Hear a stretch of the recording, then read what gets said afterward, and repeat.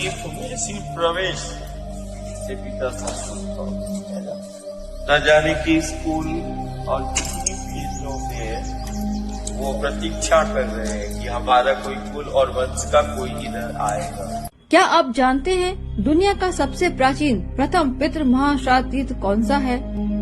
भूमंडल का पहला श्राद्ध माँ नर्मदा के तट पर हुआ। माँ नर्मदा श्राद्ध की जननी है।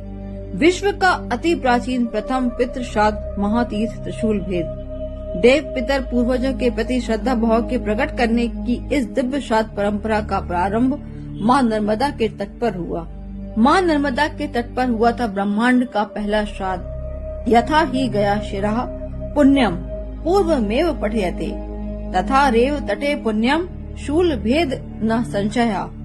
जबलपुर शहर से 15 किलोमीटर दूर गया तीर्थ के बराबर ही नर्मदा के दक्षिण तट चरगवा रोड पर त्रिशूल भेद तीर्थ है।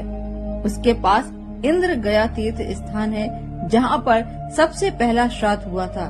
जिस प्रकार गया जी में पितरों का तर्पण करने से पितर संतुष्ट होते हैं, वैसे ही नर्मदा में श्राद्ध करने से पितरों को संतुष्टि मिलती है। यही है नर्मदा में श्राद्ध करने के महत्व का रहस्य। पहला श्राद्ध नर्मदा में ही क्यों किया? स्कंद पुराण के रेवा खंड के अनुसार राजा हिरण्यतेजा ने अपने पितरों का तर्पण करने के लिए पृथ्वी के सभी तीर्थों में गए, लेकिन उनके पितर कहीं संतुष्ट नहीं हुए। तब उन्होंने पितरों से पूछा, आपको कहाँ संतुष्टि मिलेगी? तब पितरों ने कहा, हमारा तर्पण माँ नर्मदा में ही करे।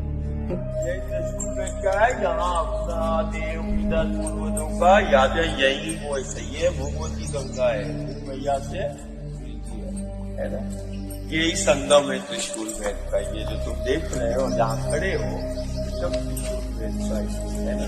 यहाँ से बढ़िया अपना पितर पूर्वजों का सिर्फ ध्यान करना है। यहाँ सिर्फ प्रवेश से वो प्रतीक्षा कर रहे हैं। आज देखो उसकी प्रतीक्षा का भाव बस इनको याद करना। नर्मदा के त्रिपुरी क्षेत्र जबलपुर इंद्रगया में अयोध्या के चक्रवर्ती राजा मनु ने भी अपने पितरों का तर्पण किया है। स्कंद पुराण के रेवा खंड के अनुसार एक दिन राजा मनु रात्रि में विश्राम कर रहे थे। उसी दौरान उनके महल के ऊपर कई विमान निकलने की आवाज आई, तो दूसरे दिन उन्होंने इस बात की जानकारी ऋषि वशिष्ठ को दी।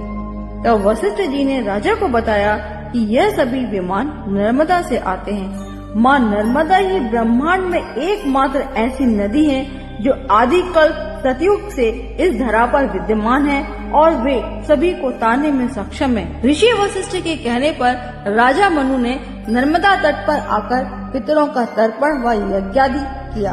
परशुराम जी ने भी नेमावर के पास तुरनाल में अपने पितरों का तर्पण किया था।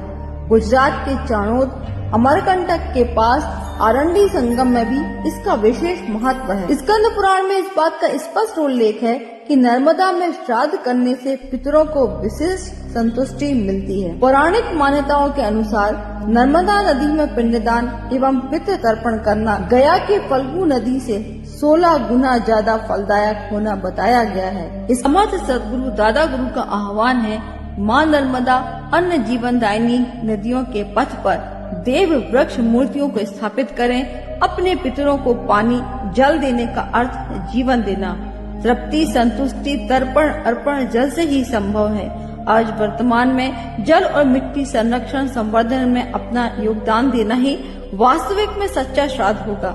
जिस पथ से हमारे गांव नगर का जीवन चल रहा है, जिस पथ पर हमारे देव पितर पूर्वज निवास करते हैं, आइए उस पथ पर अपने पितर पूर्वजों के प्रति श्रद्धा भाव प्रकट करें। देव वृक्ष मूर्तियों की स्थापना कर सगुण उपासना करें। सगुण उपासना एक सहज सरल उपाय है मातृ पितृ देव पक्ष को संतुष्ट करने के लिए।